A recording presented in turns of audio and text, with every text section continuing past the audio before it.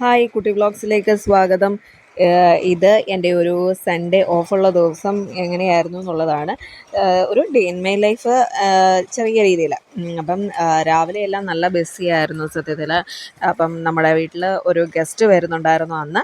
അപ്പം അതിന് വേണ്ടി രാവിലെ വീട്ടിൽ വൃത്തിയാക്കലും പിന്നെ ഒരു ഓഫുള്ള ദിവസം കംപ്ലീറ്റ് ബിസി ആയിരിക്കും ശരിക്കും. വീട്ടിൽ കാര്യങ്ങളെല്ലാം ജോലിയൊക്കെ ഉണ്ടാവും. പിന്നെ തുണി മടക്കുന്നത് ജോലി അതൊരു വലിയൊരു ജോലിയാണ്. എനിക്ക് മടക്കാൻ ഭയങ്കര മടിയാണ്. അപ്പം തന്നെ തുണി അന്നത്തെ ദിവസമായിരിക്കും മിക്കവാറും ഉള്ള തുണികളെല്ലാം ഞാൻ കഴുകിയിട്ടിരുന്നതെല്ലാം കൂടെ മടക്കുന്നത്. അപ്പം ഇത് ഞാൻ രാവിലത്തെ പണിയെല്ലാം കഴിഞ്ഞിട്ട് കുഞ്ഞുങ്ങളെ സൺഡേ സ്കൂളിൽ വിടാൻ വേണ്ടി ഒരുങ്ങിയതാണ് പോകാനായിട്ട്. അങ്ങനെ ഞാൻ ഒന്ന് ഫ്രഷായിട്ട് അവന്മാരെയും കൊണ്ട് സൺഡേ സ്കൂളിൽ പോകാനായിട്ട് ഇറങ്ങി. ഇവന്മാരെ ഒരുക്കി ഇറങ്ങുന്നത് തന്നെ ഒരു വലിയൊരു പണിയാണ്. ഞങ്ങൾ അങ്ങനെ അവന്മാരെ കുഞ്ഞുങ്ങളെ രണ്ടുപേരെയും കൂടെ ഒരുക്കി. എന്തായാലും കുഞ്ഞ് എന്താണെന്ന് അറിയത്തില്ല, അവൻ അങ്ങ് ഉറങ്ങിയതുകൊണ്ട് വലിയ കുഴപ്പമില്ലായിരുന്നു. അവനതുകൊണ്ട് വഴക്കൊന്നും ഉണ്ടാക്കിയില്ല. അങ്ങനെ ഞാൻ ഇറങ്ങിയത് വീടിന് വെളിയിലോട്ട് ഇറങ്ങിയതിന് മറന്നുപോയി കീ എടുക്കാനായിട്ട് ടു വീലറിൻ്റെ. പിന്നെയും തിരിച്ച് കയറിപ്പോയി ടു വീലറിൻ്റെ കീ എടുത്തേച്ച് തിരിച്ചേ ഇറങ്ങി. അവന്മാരെയും കൊണ്ട് സൺഡേ സ്കൂളിൽ പോകാനായിട്ട് ഇറങ്ങുന്ന പരിപാടിയാണ്. സത്യത്തിൽ ഒരു ഉച്ചയ്ക്കാണ് ഇവന്മാർക്ക് സൺഡേ സ്കൂള്. അവന്മാർക്ക് ഒരു 2 മണിയാകുമ്പം സൺഡേ സ്കൂൾ തുടങ്ങും. 1 മണിക്കൂർ മാക്സിമം 1 മണിക്കൂറാണ്. ശരി, ചിലപ്പോൾ എന്തെങ്കിലും ഒരു ഇത് വന്നാൽ മാത്രമേ ഉള്ളൂ ഒരു 1.5 hour ആവുന്നത്. അങ്ങനെ ഞങ്ങൾ അവന്മാരെയും ഫ്രഷാക്കി അവന്മാരെയും ഡ്രസ്സിട്ട് ഞങ്ങൾ സൺഡേ സ്കൂളിൽ പോകുന്ന പരിപാടിയാണ്.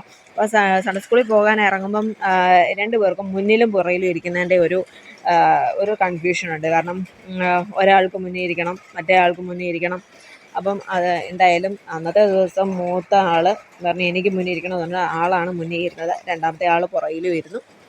അങ്ങനെ അവന്മാരെയും കൊണ്ട് ഞാൻ സൺഡേ സ്കൂളിൽ ഞങ്ങളുടെ വീടിൻ്റെ അവിടുന്ന് ഒത്തിരി ദൂരമൊന്നുമില്ല. ഇത് പള്ളിയുടെ ഒരു ചാപ്പലാണ്. നമ്മുടെ വീടിനടുത്ത് തന്നെ ഉള്ള മർത്തോമ സഭയുടെ ഒരു ചാപ്പലാണ്, പള്ളിയിലല്ല. പള്ളിയിൽ ശരിക്കും സൺഡേ സ്കൂളുണ്ട്, പക്ഷേ ഞാൻ അവരെ വിടുന്നത് ചാപ്പലാണ്. കാരണം പള്ളിയിലെ സൺഡേ സ്കൂളെന്ന് പറയുന്നത് ഈ സെയിം പള്ളിയുടെ തന്നെ സൺഡേ സ്കൂൾ എന്ന് പറയുന്നത് രാവിലെയാണ്. അപ്പം രാവിലെ ഇവന്മാർ മൂച്ചാട്ടയൊക്കെ ആയിരിക്കും എഴുന്നേൽക്കാൻ. അപ്പം ഉച്ചയ്ക്കത്തേതാണ് കൺവീനിയൻ്റ് ആയിട്ടുള്ളതും കൊണ്ടാണ് അങ്ങനെ ഉച്ചയ്ക്ക് വിടുന്നത്. അപ്പം ചാപ്പലിൽ തന്നെ നമ്മുടെ അടുത്ത് തന്നെയാണ്, ഒത്തിരി ദൂരമൊന്നുമില്ല. ഒരു 10 മിനിറ്റ് പോലും ഇല്ല യാത്ര. അങ്ങനെ ഞങ്ങൾ ചാപ്പലിൻ്റെ അവിടെ എത്തി. ഇതാണ് ഞങ്ങളുടെ ചാപ്പലിൻ്റെ പ്രിൻസിപ്പൾ. ഗേറ്റ് തുറക്കുന്ന അങ്കിള് ശരിക്കും പപ്പയുടെ ഒരു ഫ്രണ്ട് കൂടാണ്.